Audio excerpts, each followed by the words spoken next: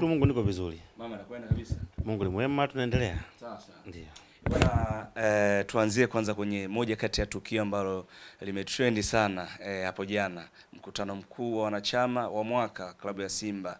Ni kama vile sherehe iliingiliwa na Masai. Mbivu ikawa mbichi, mwenyekiti akala mbio, Simba dhofu hali msimu huu. Nafikiri ni muendelezo kwa mambo mengi ambayo tumekuwa tukiyazungumza, na umetoka kuzungumza kwamba mpaka kunafika hatua tunaambiwa tuko upande fulani. Kwa nini? Kwa sababu ya kusimamia ukweli na kutaka kuambia watu kile ambacho kinataka kuweza kufanyika. Unajua, ukiangalia Simba wamekuwa wakiendeshana katika mazingira ambayo sio sahihi kwa upande wangu. Na ndio maana hata ukiangalia wamekuwa wakipeana majina mengi sana. Siwezi kuyazungumza hapa, lakini yako mengi, wanaitwa hivyo kwa sababu ya vile ambavyo wanakuwa wanayachukua mambo yao, wanayatafsiri na kuweza kuyaenenda. Kwa hiyo watu unaowaongoza ndio wanaweza kufanya utumie namna gani ya kuweza kuwaongoza.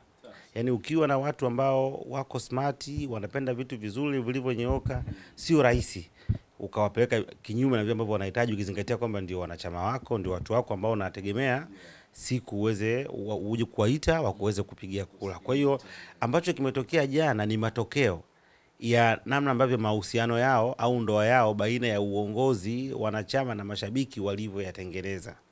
Ndio timu ambayo imekuwa na watu wengi ambao wanatoka mitaani na kuitetea timu pasipo kujua ukweli wa mpira ukoje. Yaani wamekuwa na watu wengi sana wametokea. Yaani timu ambayo ina wasemaji wengi ambao sio rasmi ni Simba, wako wengi. Na wapo sio kwa ajili ya kusemea mpira, wapo kwa ajili ya kuzungumzia maslahi yao na wanaowatuma. Yaani kuna vikundi. Imekuwa ni timu ambayo ikiendeshwa kwa mtindo wa propaganda. Yaani kuna kitu ambacho kinaweza katokea ukaona kitu kisa ni cha ovyo, lakini kikapakwa rangi wakakisheni ukaona kitu cha msingi. Mfano mzuri mdogo tu, wewe unaona tukio la jezi. Unaona? Miaka yote tunajua jezi za ligi, jezi za klabu bingwa. Ni utaratibu ambao umekuwa upo, tunao kila siku. Na hata msimu huu walitangaza kwamba watakuwa wanazindua jezi. Ila kwa sababu wana watu ambao dakika mbili unaweza kuwachange, iliposhindikana kwa sababu ambazo wanazijua wao, siku ya mwisho kuja na turn point kwamba hii timu kubwa kama Ulaya jezi msimu mmoja, na wanawapa watu ajenda, wanatembea nayo, inaandikwa makala 200, kitu ambacho ni sio sahihi. Na wakati wanatangaza kutumia neno mpya. Neno mpya. Sasa nembo kumbe ndio mpya. Unakuja angalia aina ya nembo. Kwa hiyo na wakishatoa vile wanawatoa ambao washawaandaa. Ikitoka tu zinaanza makala Liverpool Chelsea, kwa sababu watu hawanaga muda wa kufuatilia vitu hivi, wanapenda kuvisikia kwa watu wanaoamini, wanavichukua vinakaa tayari ni slogan, maisha yanaenda. Kwa hiyo wana matukio mengi ambayo wamekuwa kiyafanya ambayo sio sahihi, ambayo kama unakuwa na wanachama smart ni rahisi kuweza kuhoji kwamba why this, inakuwaje mdhamini mkuu anaachwa kwenye kifua, haweki, kwa nini anaingizwa mdhamini mwingine mpya, kwa nini mmetoa logo ambayo hata kafu haitambui, alitoa nani? Kwa kuna watu wa kuwajibika, kuna watu ambao hawatumizo jibu wao, kuna watu ambao pengine wanatumia mambo kutoka mitandaoni, sio mambo ambayo yako official. Lakini watu wao utawezaje kuweza kuwafikia kama wanachama wao kila kitu hewala twende, kila kitu kilichokuja watu ndio na watu wa kuangalia maslahi yao, kwa sababu wote ambao wanatumika maana yake wanatumika kwa maslahi yao. Ndio maana asubuhi anaweza kukuambia mwenyekiti hafai, jioni hakwambia mwenyekiti ndio kila kitu, kesho akasema sio nani wako hivyo, kwa sababu anavuta huko. Kwa hiyo ni system ambayo wameitengeneza, ambayo wenyewe kila kitu cha kwao tutakitetea kwa nguvu zote, kwa hali zote. Leo hii ukitoka ukiwaambia kwamba Morris Abraham kijana wangu mdogo ambaye anakuja huyu ni bora kuliko Pacome, watakushangilia, wataona ni sawa sawa na itaenda hivyo hivyo, kwa sababu unashazungumza, wanaamini, wanakwenda, wanaamini na wanacheka kabisa ukiwaambia sio bora. Kwa hiyo ni aina ya watu ambao wametengenezwa katika mazingira ambayo leo ukianza kulalamika, manake wanalalamikia vivuli vyao wao wenyewe na sio mtu mwingine yeyote ambao wanapaswa kuweza kulalamikia. Kwa hiyo ndio. Lakini kitu kingine, angalia hata modern, mimi nilikuwa nalalamika structure ya uongozi, mpira mbadilika. Wenzao walipoamua kuingia katika hii transformation baada ya kuiga wao, kwa sababu Simba ndo alikuwa ameanza hizo movement. Yanga wakaja wakaenda wakamodernize, wakasema okay, timu kama Yanga na Simba zina mashabiki wengi sana na nchi nzima, how comes utaandaa mkutano ambao utakuwa na wanachama wote? Hapana, twende na wawakilishi, kila tu tuna matawi yana watu wangapi? Matawi kuanzia watu 100 na watu rasmi. Itachagua wajumbe mkutano mkuu wao 5 ambao watakuja kushiriki mkutano mkuu.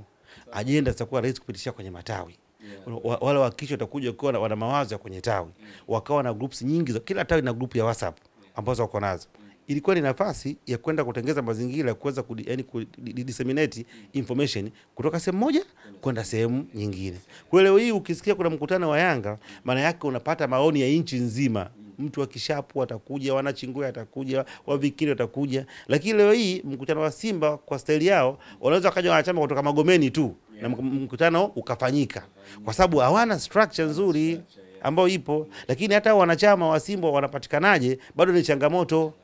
Uwezi kujua unavunaje na kuaje, system hiyo hawana. Kwa hiyo unakuta ni watu wale kila siku ambao kama wana harakati ndio wanaingia kwenye mpira, kwenye vikao.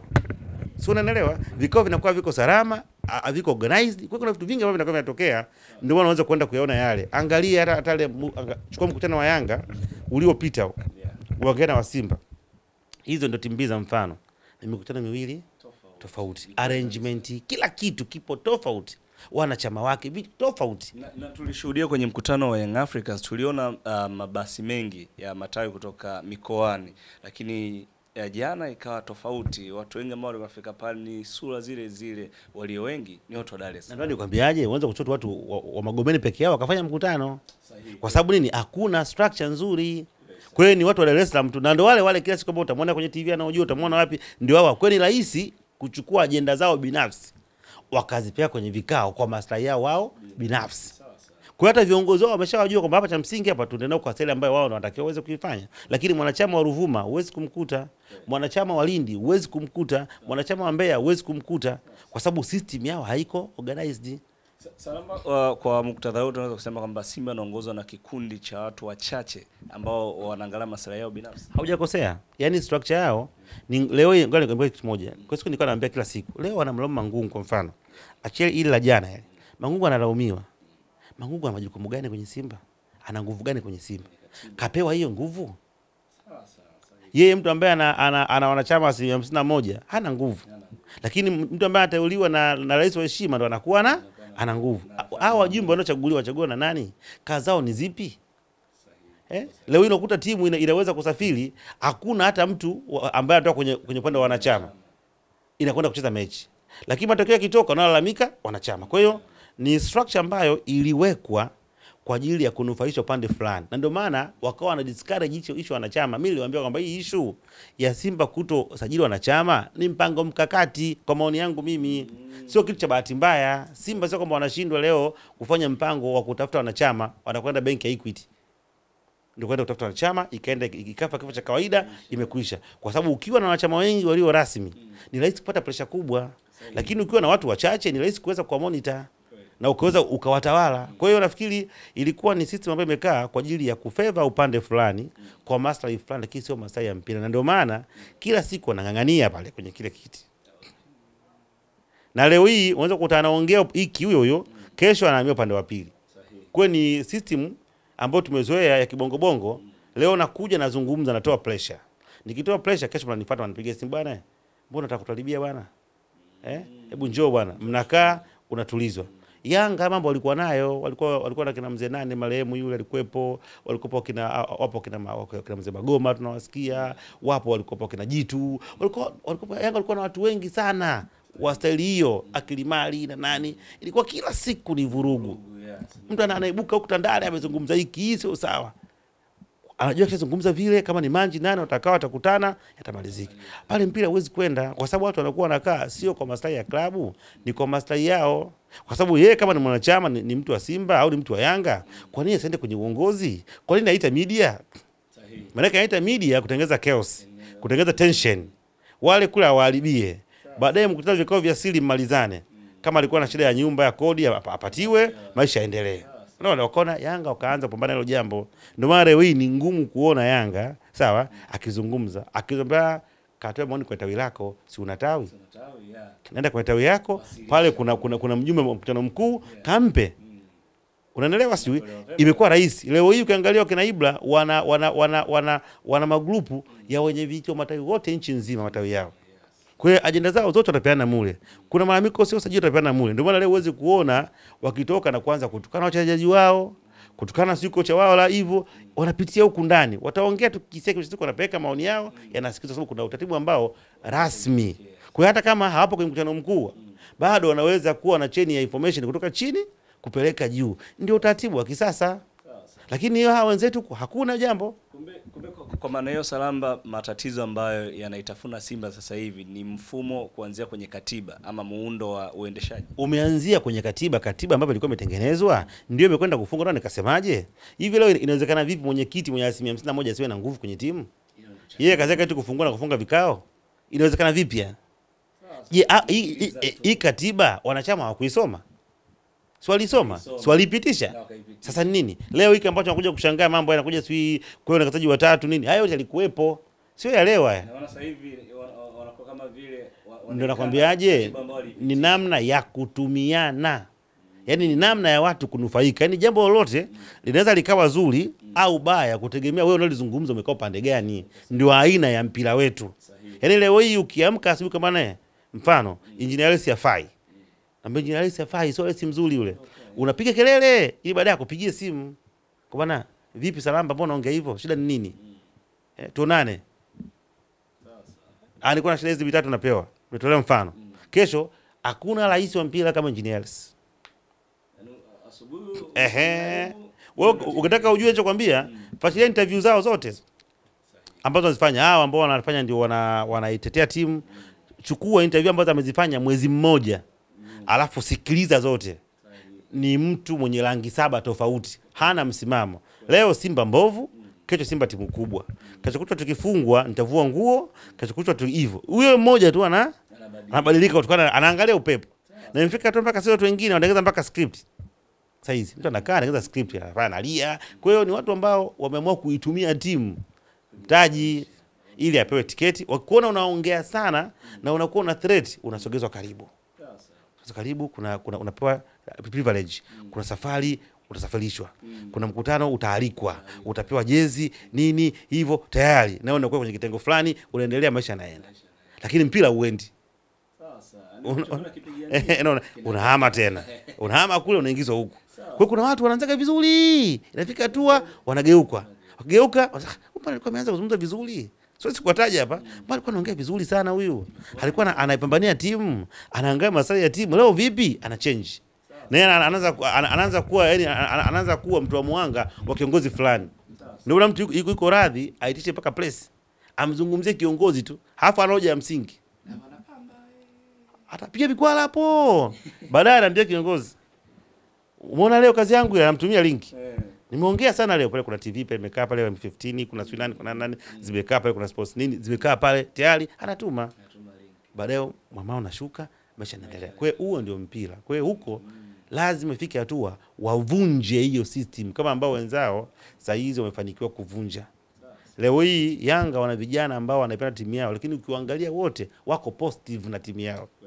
Kama unafuatilia wote wako positive kwa sababu hamna loophole saa hizi ambayo utapata mtu atakusikiliza. Yaani washafunga ile mianya ya kutaka kuchanganya na kuharibu na kuvuruga mambo, kwa sababu watu wengi wanapenda kuvuruga mambo ili wao waweze kuishi.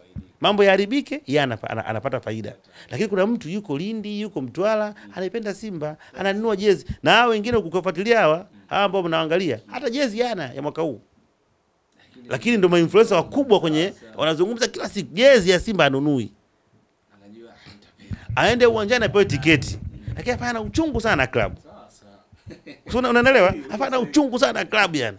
Na akishakuona unasema Simba anza akakonda mpaka na kundi likuattack. Kabisa. Tunaona wanampaka wanachapana viboko. Kwa nafikiri ni hiyo ndio. Kwa hiyo ambacho kimetokea jana ni zao la kushindwa kuwa na system nzuri ya kuweza kuongozana wao kwa wao. Na ndio maana viongozi mpata guts ya kuweza kusoma tu yale mapendekezo na kama kuondoka. Ukiwa na watu ambao wako smart ambao mnaenda vizuri, uweze kufanya vile. Na uweze kuweza mkutano kiasi kile, sababu vile sio vita. Kwa nini mkutano usishe kwa amani mkapiga picha? Kwa nini ushe vile? Kwa maana yake tayari washagundua kwamba hapa ndani viongozi walisha note kuna kitu kinaweza kwenda kutokea. Tumalize hapa. Lakini pia kwa nini mkutano mkuu ufanyike wakati ligi imeanza? Hiyo ndio changamoto kubwa ambayo kwa nini? Kwa nini kabla msimu hujaanza msifanye? watu wapo mkafanya. Jana siku kuna mechi. Siku muhimu sana. Siku ya muhimu. Mnaanza mkutano ambao una chaos. Bado mkaenda kwenye mpira. Is it fair? Kulikuwa pana lazima gani mkutano kufanyika jana? Yaani ilikuwa ni duo dai kwamba lazima mkutano kufanyika jana. Kwa nini wasubiri pengine mechi zikachezwa hapa pakapo na mapumziko wakafanya mkutano? Kuna ratiba nyingi zinakuja zikachezwa. Lakini sasa kuota gundua kwamba aliandaa mkutano alikuwa na timing na wale kuja kwenye mkutano walikuwa jambo lao. Kwa hiyo walikuwa na viziana. Kwa hiyo hao wanaolalamika wamewaiwa kwenye kile ambacho walikuwa wanakihitaji. Lakini to be honest, kwa maana ya maslahi ya mpira ni lazima wakae chini, walistructure style yao ya uongozi kama wenzao. Sehemu ya kwanza ukitaka kufikia mabadiliko ya kimpira lazima uchange structure, organization structure ibadilike. Ndio ambacho Yanga walikuwa wameanza nacho. Badilisha iko, weka mfumo mzuri. Sehemu ya pili, ingia kwenye wanachama, sio kuenroll tu, kuwapa uelewa na namna bora ya kuweza kuenenda. Maana timu inajengwa na uongozi na wanachama. Wakishikana hawa wakiwa kitu kimoja, ndio mtapata nguvu ya kwenda kupambana na mwekezaji anayekuja kwenye timu. Kwa sababu lazima unapozungumzia Simba 51, maana yake ni timu na wanachama wake. Hasa kama nyote mmejigawanya vipande, huwezi kwenda. Hauwezi kwenda. Salamba, katika mkutano ule, tukisalia hapa kwenye mkutano, watu wengi walikuwa wanalalamika. Moja kati ya watu ambao tulifanya nao mahojiano pia, wao walikuja na story kwamba hawamtaki mwenyekiti aondoke, wamwache Mohamed Dewji aendelee kuiongoza timu. Hiki ambacho kinaendelea na Simba, ni wako sahihi watu kumruhusu mwenyekiti aondoke, angatoka katika nafasi yake, then abaki mwekezaji kwenye nafasi hiyo? Ndio anasemaje? Ukiangalia wote ni kama hawajui wanachokipambania zaidi ya kupambania watu. Unasikia? Issue hapa sio tunamtaka nani au atumtaka nani. Issue ni kufuata mapendekezo ambayo yametolewa na serikali kupitia vyombo vyake rasmi. Tuweza kuona baadhi ya waandishi wakiandika na kiweza kutoka. Na huo ndio mfumo ambao umependekezwa. Ukiangalia kutokana na system ya nchi yetu, timu zetu hizi na thamani yake na ambavyo zimekuwa zina, yani uwezi ukatofautisha Utanzania na Simba na Yanga. Yani Utanzania upo kwenye Simba na Yanga. Ni kama vile tunazungumzia tuna Muslim na Christian.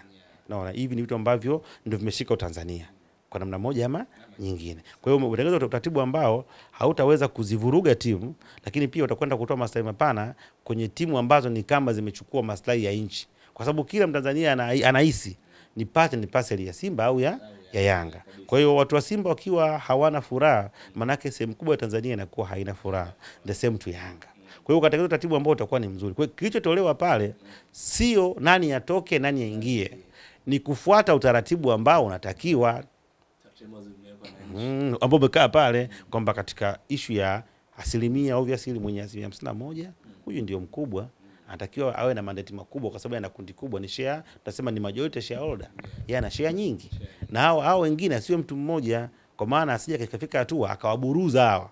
Cha kufanya wala wao watu wangapi? Watatu. Kwa hiyo wenyewe watagawana share. Huyu mmoja akaamua kuchukua 30 sawa. Mwingine akachukua 10 sawa. Mwingine akachukua 9 sawa. Lakini waanzie wangapi? Watatu.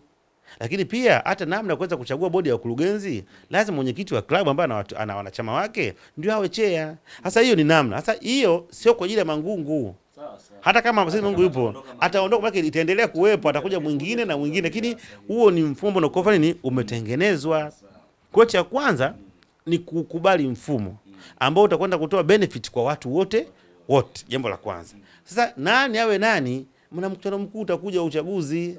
Mangungu basi anakaa kwa kipindi, kwa atakaa milele. Atakaa, utafika muda wa uchaguzi, mtakuwa na katiba mpya. Kama akiwa muungwana anaweza kusema okay, Yanga Msolwa alikatisha kipindi chake ili kuweza kupisha nini mabadiliko. Kwa hiyo anaweza kusema okay, kwa haya ambayo yametokea mimi naomba tuache mkutano wa dharura wa uchaguzi.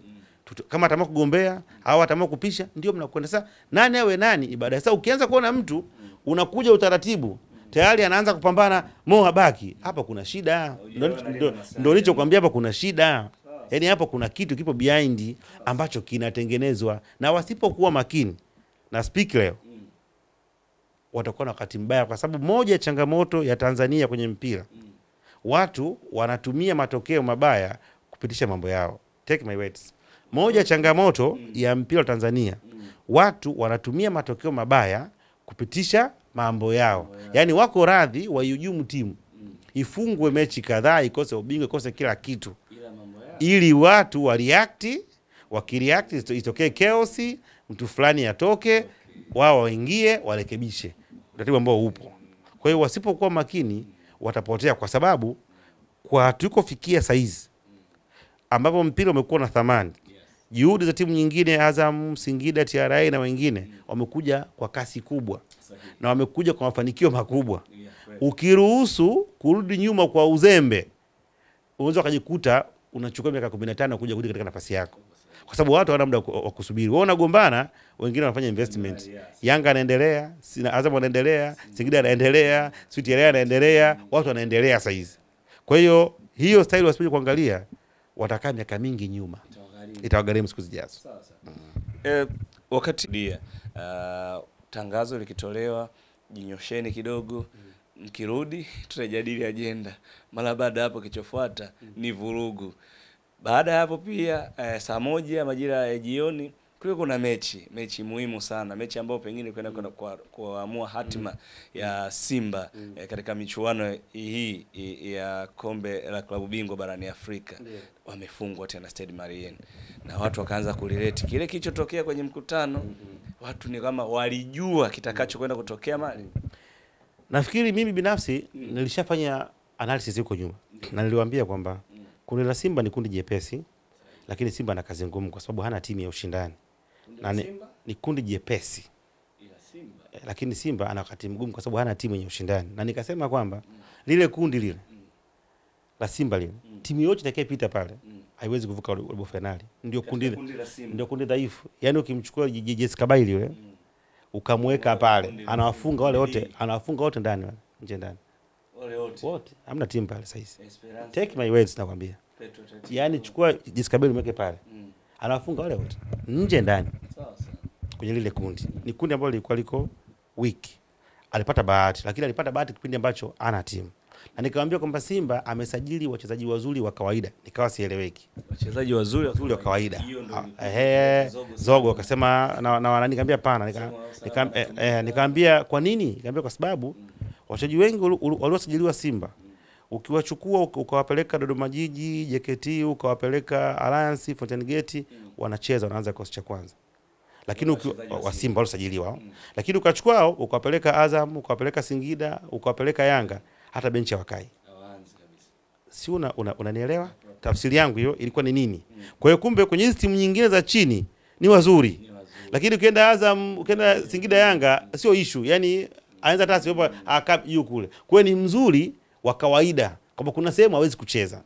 Lakini sio wachezaji ambao unaweza kwenda kuwatumia katika level ya ushindani. Ujue hatua ya makundi timu 16 bora ni lazima uwe na wachezaji wakubwa wenye uzoefu na ambao wana uwezo wa kuistamili. Sehemu kubwa ya hizi mechi ni kustamili, ni kuwa na stamina, utimamu uliokamilika. Ukiwaangalia wale Stade Malien hawana mpira wa kutisha, ila wanaweza kuistamili kukimbia kilomita nyingi. Ndio nikawauliza swali, ni kweli leo hii sio kwa kukosea heshima unakwenda kutafuta robo finali ya klabu bingwa barani Afrika kwa kumtumia kijana wangu Wilson Nangu? Yaani ndio unasema kwamba mimi nakwenda na sijamkatia labda kumvunjia heshima. Najua ni vijana ambao wana kipaji kikubwa, lakini they need time. Yaani sio kwenda kumpa pressure. Leo unakwenda kumtumia Mligo ndio beki, yani kwamba anakwenda kucheza na Esperance na Mligo, kijana mdogo ambaye anahitaji akae na Mohamed Hussein pale. Mohamed Hussein akitoka dakika 75 ndio unamuingiza yeye sasa. Baada kujifunza. Kujifunza ndio anaenda anaingia. Leo unakaa Morris Abraham ndio tegemeo la Simba. Kwamba sasa Simba ifika hatua ndio aibebe timu. Kijana mdogo, kuna makosa anayafanya, kosa experience. Akiendelea kucheza na wakubwa, anakuja anapata experience na kwa exposure. Unaelewa sio? Kwa hiyo ndio timu ambayo waliokuwa nayo. Hasa hiyo timu utagundua kwamba hawa watu hawakujiandaa kwenye mashindano, waliingia kwa kutegemea jina lao na historia kwamba sisi ndio Simba, ikija kwenye klabu bingwa tunafanya vizuri, kwa Mkapa hatoki mtu, bila kusahau kwamba nyakati zimebadilika. Kwa hiyo lazima uendane na mashindano yanavyohitaji. Kwa hiyo mimi sikushangaa, na wasipokuwa makini wanaweza kujikuta wanaondoka na alama moja au waondoke na alama kabisa. Take my words. Kama watachukua juhudi za makusudi za kurekebisha, msimu huu wanaweza kujikuta wanatoka na alama moja au wana alama. Kwa sababu wanalaki vitu vingi. Sio tu kuwa na quality player, lakini pia hata fitness level yao iko chini. Lakini pia hata morali ya timu iko chini. Lakini pia wana mapungufu kwenye benchi la ufundi. Maeneo yote manne yana shida. Maeneo muhimu. Yote muhimu yana shida. Achana na haya mambo ya uongozi, achana nayo. Yote. Maeneo manne yote. Benchi la ufundi. Yaani hawana quality player. Ambao wako nao. Wa hiyo level. Watu ambao wanaweza kuongea. Hao ambao sio quality player hawako fit. Unaelewa? Morali ya timu haipo. Benchi la fundi tumejitia maji. Unapataje matokeo? Benchi la fundi lina Dimitar Pantev. Huko unamwita kocha, huko ni manager wewe. Sasa just imagine mpaka inafikia hatua hiyo. Shida ni nini? Hasa mambo ndio kwa watu wa kuoji kwamba ni kweli Simba imeshindwa kutafuta kocha. Yaani makocha wote waliojaa Afrika na kwa ukubwa wa Simba. Na huko tunasema tuna mwekezaji mkubwa miongoni mwa matajiri ya Afrika ambaye anapambania timu. Simba imeshindwa kutafuta kocha. Sasa mwanachama mwenye maono hayo ndio ya kuuliza kwamba huyu mtu hana sifa. Si ndio? Kama ana sifa, basi ajiliwe mwingine mwenye sifa, huyu endelee kuwa manager. Kwa sababu kama mliona Matola anatosha, msingemleta Pantev. Manake mbona Matola kwamba mmekaa mkoona Matola hatoshi. Sio maana yake. Kwa nini simongeza kumwachia timu? Baada ya kuondoka nani? Baada ya kuondoka Mwalimu Fadru. Mkaona hatoshi, mkamuongezea mtu. Huyo mliomuongezea ana laki vigezo. Si unaelewa? Basi chukua mwingine. Vigezo. Yanga wamemwondoa Falls. Wakamwita Patrick Mabedi. Ni mwalimu mkubwa. Akakaa pale. Wakasema bado hatoshi. Chukua mwalimu mwingine na bado Mabedi wako naye. Kwa hiyo wana walimu watatu wakubwa watatu ambao wana sifa za kuwa walimu wa timu kubwa na kwa kwenye benchi.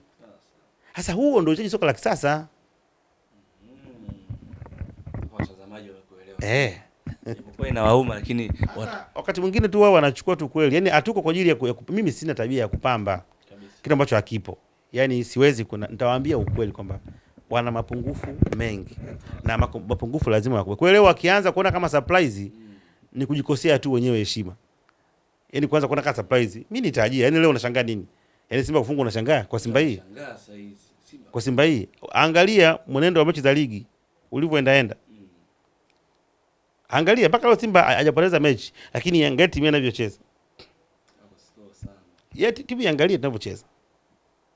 Wachezaji ambao Mamelodi hawachezi, waliachwa. Wachezaji ambao hawakupata timu yote ya mkopo South Africa, wao unaletewa. Inawashindwa kupata timu yoyote. Yote. Kwa sababu to be honest hakuna mchezaji kutoka South Africa. Kutoka South Africa ambaye anaweza akawa na option ya kucheza kule akaja Tanzania. Sahihi kweli.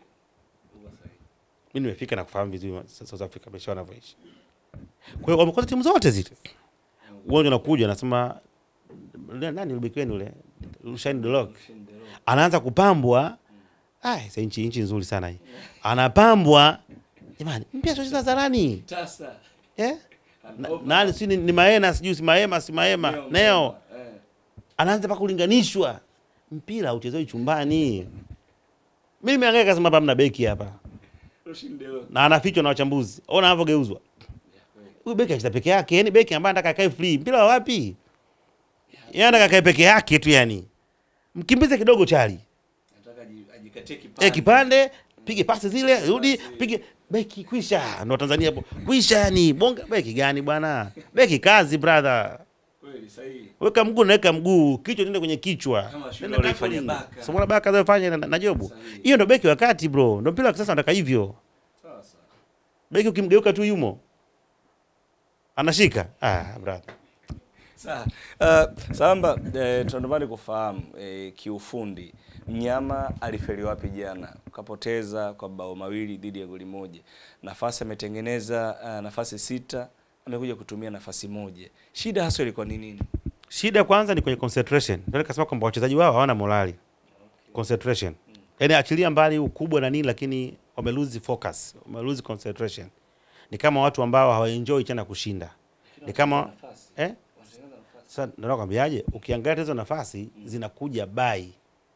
yani tuko bahati nasibu, lakini yani hawapo kiwanjani, sababu nafasi ambayo anakosa ile Jonathan Sowa ile unashangaa, nafasi ambayo amekosa Jinchezi ya wa siweka tu mpira wazi unashangaa, maana yake wakati mpira unakuja alikuwa hayupo, yani hayako pale, ndio kwamba ni focus, una lose focus, kwa sababu kama mtu anakwenda kushambulia, unajua anasubiria cross, lazima utakuwa umeangalia goli, kwa goli ni hili hapa, lakini mtu anakwenda anakosa mpira, angalia Mutale mambo anayofanya. Kwa hiyo nafikiri kuna kitu hakiko sawa, lakini pia timu yao iko open sana, timu inakosa balance, yani wakishambulia wakinyang'anywa mpira majanga, na jana kama vijana wangekuwa wana ukomavu wa watoto wale, mpaka half time Simba ilikuwa kwa goli 5 wazi kabisa, mpaka half time kabisa, mpaka half time. Yani jana mechi ilikuwa hata goli 7 ilikuwa nafungwa jana, kwa sababu ilifika yani first half wametengeneza mazingira wale vijana ya 4 against 2 zaidi mara 3, lakini wanachokifanya wanajua wenyewe, na kwa sababu kingine Chadish wengi 18 19 vijana ndo hao ndo kina Mwalimu Abraham na kuambia kwamba anataka nafasi 10 atumie moja haweze kwenda. Kwa hiyo ni timu ambayo Simba ukipiga pressure inapigika pressure. Ukisachi tu wanatoa mifuko hii bwana, angalia mwenyewe chukua, hamna kitu wanatoa. Kwa hiyo nafikiri, lakini pia mbinu pressure. Mwalimu mimi mechi ya kwanza ile aliyocheza dhidi ya Petro nilimuelewa. Watu wakasema sio unakwaje una namba 9. Sio nikasema watu mpira wanaangalia mpira vipi? Mwalimu yoyote anatengeneza game plan kulingana na wachezaji wake, akireflect na opponent anayokutana naye. Kwanza utaangalia kundi langu. Yaani wewe ukasema hilo unaingia na 442 wakati hauna wachezaji ambao wanaweza kucheza kwenye mfumo. Kwa hiyo alikaa assess, akagundua fitness ya timu iko chini. Akajua shambuliaji yako na mapungufu gani. Ndio akaamua pange viungo ili atengeneze balance, kwa sababu goli linakuja out of the possession. Ukimiliki mpira utapata goli. Ndio maana aliweza kuanza nafasi, lakini kipindi cha kwanza kwenye ile mechi hakushambuliwa sana, hakuwa na magap mengi, kwa sababu timu ikiwa ina mpira wanarudi kwenye numbers wanakaba. Kwa hiyo hawakufunga ndio, lakini hawakuwa kwenye risk ya kupoteza. Alikuwa anaziba mageti. Mkasema tia washambuliaji, akamwambia sawa, nawawekea washambuliaji wenu. Ameanza na nani, Salim Mwalimu nani? Selemani Mwalimu kaanza pale, akamchukua Mpanzu, akamweka Jinchezi ya MVP wenu nyinyi, akamweka mpaka mimi sio MVP, akamweka pale na Mutale. Mpaka tayari unaingia kiwanjani, timu ikiwa haina mpira unachaji 6. Timu ikiwa na mpira mpo 10. Timu ikiwa haina mpira ina watu 6. Sio umeona kilichotokea jana kile? Yaani mimi mpaka time zingefika 5 utaongeelewa vizuri. Kile ambacho timu iko open baya mno, iko nyanya, yani ukishambuliwa tu imo, yani ukinyang'anya tu mpira tayari. Kwa nafikiri hiyo ndio kwa changamoto. Kwa hiyo wakati mwingine unapokuwa anaanza kuwataki walimu, hakuna mwalimu ambaye anapenda timu ifungwe, lakini kundi lilolikuta ndio linampa wakati mgumu wa kuweza kufanya nini, kuweza kujua nini afanye ili kupata matokeo. Kulingana na hiki ambacho kinaendelea na namna ambavyo Simba wanacheza, wanaenda kukutana na Esperance de Tunis. Unaona Simba anaenda kutoboa kwa namna moja ama nyingine, hata kwa sare. Nini kutoboa shimo au kutoboa nini sasa? Anakwenda kutoboa. Anakwenda kutoboa nini? Kama anaanza kupata hata bwana. Unajua sisi tunaishi, unajua ubaya wa sio Tanzania bwana, mizuka. Yaani unajua tunaishi mizuka, afu naamini maneno ya kishujaa yale. Kwamba twende, hamna huo mpira bwana. Mpira hivyo. Wewe uliangalia mechi ya Petro na Esperance? Nimeangalia. Uliangalia vizuri kwa mechi yao? Esperance wa. Uliona ile kazi ya mpira, uliona intensity ya mchezo? Simba anaweza kumudu ile intensity kwa hii timu. Tuongee tu ukweli. Jamaa anashambulia timu nzima. Iangalie ile intensity. Na sasa hizi Esperance ana alama hizi. Ana alama 2. Kwa hiyo anatafuta alama 6 kwa Simba. Take it from me. Yeah, sure. Na bahati mbaya anakwenda kule Tunisia. Achomoki. Yaani kwa atafungwa na asipokuwa makini, kwa sababu ni wiki moja anageuza. Hapa tena atagawa point. Yeah, na anaenda afana. Wanageuza nao. Ni kama hapo Yanga anakwenda na Ali. Kwa hiyo ana mechi ngumu sana Simba. Kwa hiyo anza kujikuta na ana mechi 3 ana point hata moja. Hiyo kwa hiyo ndio ambao anao. Ila kwa sababu pana muda. Sasa tuko mwezi wa 12, mechi mwezi wa 2 nafikiri tarehe 13 tarehe 14. Mwezi wa 2 mechi nyingine kwa tarehe 28 na baadaye tutamalizia mwezi wa 3. Kwa hiyo anakaa miezi miwili hapa. Kama anaweza akajisahihisha, kuna maeneo anaweza kayaboresha. Lakini maboresho hayo afanye peke yake. na wenyewe kula fanya nini wanafanya. Nasema tuongeza muda dakika 10 ujiongeza peke yako, tumeongezewa wote kwenda hicho. Pengine labda kuna namna pressure ya nje inaingia ndani kwa wachezaji. Ni kweli inaingia. Mashabiki wa Simba tofauti na wa Yanga. Mashabiki wa Yanga wanawapenda wachezaji wao. Mashabiki wa Yanga si wavumilivu, lakini wana namna ya kuweza kufikisha ujumbe. Hawaongei maneno ya kadhia na kuuza wachezaji wao. Hawatuhumu wachezaji wao. Kwa magoli aliyokosa Dube, wangesema Azam imempa hela anatumika. Wangekuwa Simba, wangesema anatumika amepewa hela, anatakiwa na Azamu tena na nini, alitumwa. Hiyo ni notion. Na hawa ambao mnaita ndio influencer wa hizo team ndio wanaoharibu wachezaji na kuharibu atmosphere. Dube anakosa magoli, wanajua ni sehemu ya mchezo, wanamsupport, wanamuencourage, timu inaendelea. Andambwile nafikiri alifungisha mechi ya kwanza kabisa Yanga kule Rwanda. Wakampigia makofi, baadaye akaja kuwasaidia. Kwa hiyo wanajua kwamba kuna wakati mchezaji anapitia kwenye bad moments kama ambavyo wao wanaweza kupitia kwenye mazingira. Kwa hiyo cha msingi kama wewe ni management, kama ni mshabiki, ni kumsupport. Kwa sababu naye anakuwa anaumia. Leo Dube huyu isingekuwa wana Yanga pengine angepotea mazima. Na mpaka kwa kipindi nilifikiria alikuwa anafikiria hata kutaka kuacha mpira. Lakini watu wakaenda wakamuencourage. Kwa hiyo hawa nao hawa influencer hawa hizi team mimi kama influencer na wenyewe wanachangia kutia pressure. Leo unakuja unamwambia Mpanzu amechukua hela au ndio tume, alafu kesho unampa jezi ya kufurahisha. Si unaelewa? Yaani leo umetoka kumtukana na yeye kesho ndio aende akufurahishe. Hakuna binadamu unajua ni kama wewe tu. Wana mioyo vile vile sasa vipi? Na wakati mwingine pengine kuna changamoto anazipitia wewe uzijui. Ila umechagua upande wa kwenda kumsejuzi na kwenda kumlaumu na kila kitu. Unafikiri anaingia akiwa na furaha kiwanjani? Kwa hiyo nao wanachangia kutoa pressure kwa wachezaji. Kitu ambacho wakati mwingine kinakuwa sio sahihi. Salama, tumalize na hili. Yako mengi ambayo yanazungumzwa kwamba kuna baadhi pia ya viongozi ambao huwa wanazungumza na wachezaji kwamba acheze chini ya kiwango na vitu kama hivyo. Hili nao inaweza kuwa ni sababu ya pengine, labda hatuna uhakika, pengine inaweza kuwa ni sababu ya Simba kufanya vibaya katika michezo hii miwili ambayo imepita. Inawezekana pia kwa sababu ya system yao, nilichokuambia ni structure yao haipo open. Hilo jambo huwezi kulipeleka Yanga. Kwa sababu Yanga ukiangalia wakati wote timu iko kwenye training, unamwona Ngai, unamwona Arafati, unamwona Engineer, unamwona si Muniri, unamwona wote wako pale. Yamekaa pale muda wote wako wote. Lakini muda wote wako pale ni kitu kimoja. Mara mwisho lini kuona inspiration ya kiongozi wa Simba kwenye changing room au kwenye uwanjani lini? Wewe kuiona? Hata video. Ulionaga lini kama pengine labda kiongozi amekaa na wachezaji na anawatia moyo kwamba tumepoteza mechi, ni sehemu ya mchezo? Lini uliona? Na kuuliza wewe lini? Yanga amefungwa Malawi, tumeona wakizungumza. Wakafika hapa wakapindua matokeo. Wanakwenda mechi ya Farabat, tumeona. Kwa hiyo kuna bondi kubwa sana. Ndio maana sio ajabu kusikia Diara mguu ulikuwa umevimba akaamua kucheza. Mguu umevimba anaamua, sio ajabu kusikia mtu kama nani Mudathiri haya anakuambia nilikuwa naumwa, rais akaniambia cheza, ingawa wengine wakataka kuitafsiri tofauti kwa wanavyojua wao, akamwambia cheza. Na akacheza mechi. Na akatoa assist, timu ikashinda. Na juzi bwana amecheza. Maana yake kuna bondi kubwa ambayo watu wameitengeneza.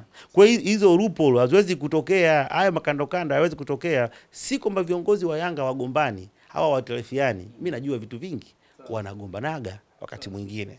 Lakini hayo mnayogombana yabakie kwenye hayo mnayogombania. Asije kwenye timu. When it comes kwenye timu ni kitu hiki kimoja. Ndivyo namna ya kuendesha timu. Lakini mara ngapi umesikia kuna baadhi ya viongozi wenyewe wa Simba wakituhumu wachezaji? Mara nyingi. Hoje kusikia? Mara nyingi sana. Mwenye kiongozi. Na andiko likatokea. Uona fikiri huyo mchezaji kesho atamwanaje huyo kiongozi anapomwona? Atamuelewa? Hawezi kumuelewa. Sawa, wanatengeneza nini? Sasa, kumbe matatizo yao wenyewe wanatengeneza wao. Yaani tena unanituhumu afuta kesho tena nikakuwakilishe. Nituma tena nikafanye kazi yako. Kuna njia za kufanya. Amekosea mtu, wewe si kiongozi.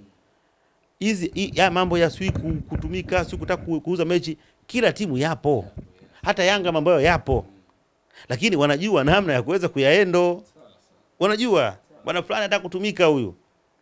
Mwite. Kaeni chini, zungumzeni. Penani mikakati, malizaneni. Lakini leo ngongamana engineer anatoka engineer tumesikia si fulani hivi na hivi. Hauwezi. Hafu kesho tunaambia tena tupate matokeo, haiwezekani brother. Hasa ile syndicate imekwenda imeingia mpaka sasa kwa hao ma influencer wao, mtu anaweza akakaa tu akaita media akaanza kumzungumza mchezaji mmoja. Haujiwe, hao ndio timu tume. Yaani sasa wewe tu mshabiki. Hao shangaa huyu. Yaani imekuwaje yani? Mpaka unashangaa. Logic behind amekosa goli. Sasa ukimletea watu wakosa magoli mengi zaidi yale sasa ukakimbia. Sasa wengine si wangenyongwa kabisa. Sasa unashangaa, kwa hiyo wamefikishana pale kutokana na tabia ambazo wamezoea kuziexercise kila siku. Ndio zinawafikisha hapo walipo. Ni wakati sahihi sasa wa Simba Sports kuchukua maneno ambayo yazungumza afisa habari wa klabu ya Yanga kwamba kama TP Mazembe waliweza kuja kutoka Kongo kuja Tanzania kujifunza namna ya uendeshaji wa klabu ndani ya Yanga, ni wakati wa majirani zao nao sasa kutema bungo na kukubali yaishe kuja kujifunza mfumo wa uendeshaji ndani ya klabu. Sio dhambi. Yaani tunaelewa kuna kiburi kingine ambacho sio sahihi, sio dhambi. Kama Yanga walikubali mfumo mabadiliko. Yanga leo hii ameingia kwenye mfumo, sasa amejifunza kwa Simba. Baada ya Simba kutangulia. Simba itangulia. Kwani hiyo ni siri, ni ukweli. Kweli sahihi. Yanga ampata uchu na wivu maendeleo kushinda nyumbani, si ni Simba? Sahihi. Kwani hiyo kauli kwa Mkapa atakimtu si nani? Si ya Simba? Ya Simba. Yanga naye anapambana na ifike hatua atengeneze base yake ya nyumbani. Sawa sahihi. Simba ndio ameingia robo finali mara nyingi, Yanga naye anakuja huyu. Jifunze. Jifunze, ongezea vya kwako, vitu viende. Ndio ungwana, ndio maendeleo, sio dhambi. Sio dhambi yani, sio dhambi. Jifunze, nenda jifunze. Au aende kisirisiri. Nenda jifunze, chukua notes andika. Lakini pia yule engineer ni rais wa wote, ni rais wa vilabu. Kwa hiyo kama usiende kama Yanga, muandikie barua kama rais wa klabu wa vilabu Afrika. Si mwenyekiti wa vilabu yule. Mwandikieni, yani vilabu na Simba naye imo. Na wanamtambua kwamba matatizo yao inabidi apitie kule. Muiteni basi. Kuna mwenyekiti tuna changamoto hii. Kuna hii mwenyekiti fanya naye kikao. Badilisheni mawazo. Hata kama tu tunasikia hata kwenye midadi ya kisiasa unakuta Ukraine na nani hawana uelewano, lakini kuna wakati wanakaa mezano na discuss, wanazungumza. Kongo sio na Rwanda wana changamoto zao, unakuta kuna mkutano wa Tshisekedi amekaa hapa amekaa Kagame, wanazungumza. Kaeni zungumzeni, awashauri, kwa sababu yeye anawakilisha vilabu vyote Afrika na yeye ndio mwenyekiti, lakini pia ni mjumbe wa FIFA. Ana experience kubwa ukikompea na viongozi wenu kwa kipindi hiki. Unajua mambo ya kuishi kwamba tulikuwa zamani, hii ni karne mpya. Wale kama ulikuwa na watu ni miaka ya nyuma, mambo yamebadilika. Sasa hizi hapa tunamtegemea ni engineer LC. Yaani Tanzania nzima sasa hizi macho yote hapo kwa engineer LC. Yaani huyu ndio turning point ya mpira Tanzania. Sababu amepiga hatua, ananyadhifa ambazo huko nyuma watu hawakuwahi kuwa nazo. Kwa hiyo timu yoyote ya Tanzania ina nafasi ya kuweza kumtumia wakati wowote, kwa sababu ni sehemu ya majukumu yake ambayo ameweza kupewa, mpaka amepewa ofisi. Nafikiri iko si Morocco, wampewa ofisi kule. Kama hapa Tanzania ni ngumu kwenda pale Salamanda, ndege nani mfuate Morocco. Mfuate Morocco iwe siri. Mkazungumze kule, fikeni zungumzeni. Yawekeni sawa. Ojini, apeni connection. Maisha yaweze kuendelea. Bwana, nashukuru sana, tumezungumza mengi, pasi na shaka chakula ambacho umekitoa hapa washinde wenyewe tu. Nakushukuru sana. Mungu akubariki. Asante sana.